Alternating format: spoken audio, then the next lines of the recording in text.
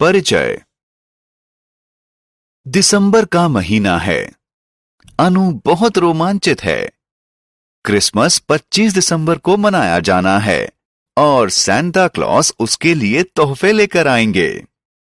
आज 10 दिसंबर है और अनु एक कैलेंडर की मदद से क्रिसमस में बाकी बचे दिनों की गिनती कर रही है। क्या आप जानते हैं कैलेंडर कैसे इस्तेमाल किया जाता है? आइए आपको बताते हैं कि दिनों की गिनती कैसे की जाती है। आओ सीखें। कैलेंडर के बारे में कुछ बातें बता पाना, कैलेंडर से जुड़ी कुछ ट्रिक कर पाना, कैलेंडर से संबंधित समस्याओं को हल कर पाना, कैलेंडरों के इस्तेमाल के बारे में बता पाना।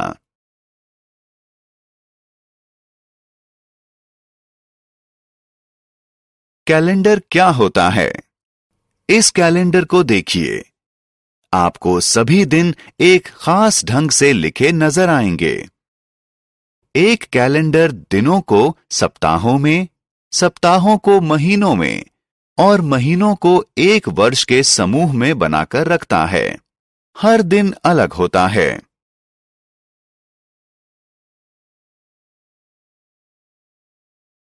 कैलेंडर से जुड़े तथ्य।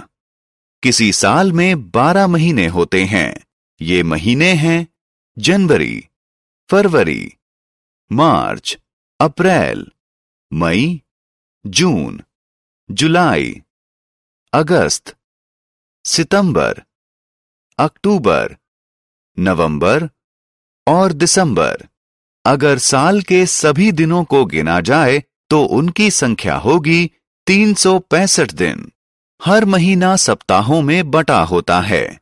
हर सप्ताह में सोमवार से रविवार तक 7 दिन होते हैं। हर महीने में 30 या 31 दिन होते हैं। केवल फरवरी में 28 दिन होते हैं। क्या आप जानते हैं कि लीप ईयर यानी लौंद के साल में एक अतिरिक्त दिन फरवरी के महीने में जोड़ दिया जाता है।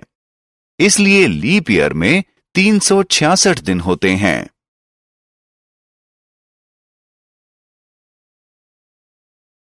घटनाओं को क्रम में लगाना।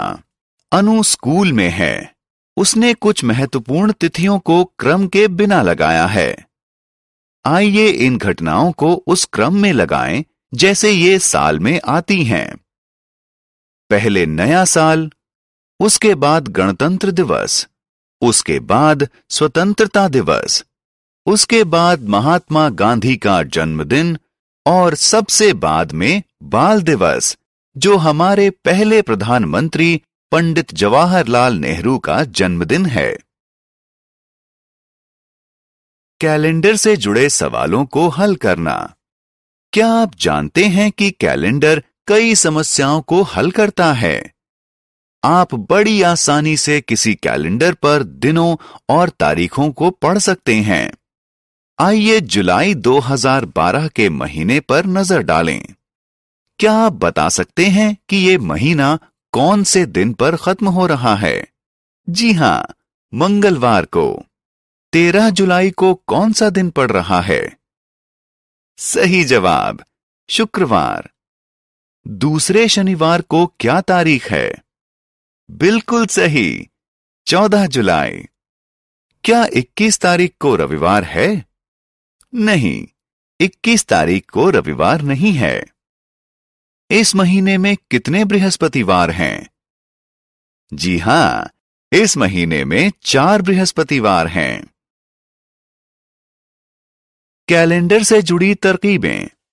आइए अब समय है कैलेंडर से जुड़ी कुछ तरकीबें जानने का। आप उदाहरण के तौर पर बॉक्स में 5 संख्याएं जोड़ सकते हैं। सोचिए, इनका योग 80 आता है।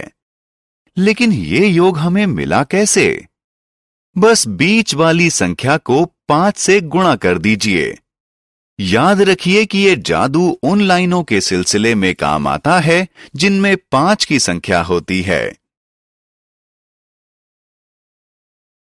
कैलेंडर के साथ कुछ मजे करना। आइए कैलेंडर के साथ कुछ मजे करते हैं। मान लीजिए आपका मित्र किसी महीने में 4 संख्याओं 15, 16, 24 और 25 को चुनकर आपको उनका योग दे देता है। तो फिर केवल योग के जरिए आप इन 4 संख्याओं की पहचान कैसे करेंगे? सोचिए, यह आसान है। तरकीब यह है कि आप पहले इस संख्या को 4 से भाग करें और फिर इसमें 5 घटा दें। आपको पहली संख्या 15 मिल जाएगी। बाकी 3 संख्याओं के लिए पहली संख्या में 1, 9 और 10 जोड़ दें। आप कुछ दूसरी संख्याओं के साथ भी ऐसी कोशिश कर सकते हैं। कैलेंडर के इस्तेमाल। क्या आप कैलेंडरों के प्रयोगों के बारे में बता सकते हैं? कैलेंडरों का इस्तेमाल किया जाता है दिनों की पहचान के लिए, किसी घटना को दर्ज करने के लिए, निजी कार्यक्रमों का ध्यान रखने के लिए, मौसम में बदलाव की पहचान के लिए।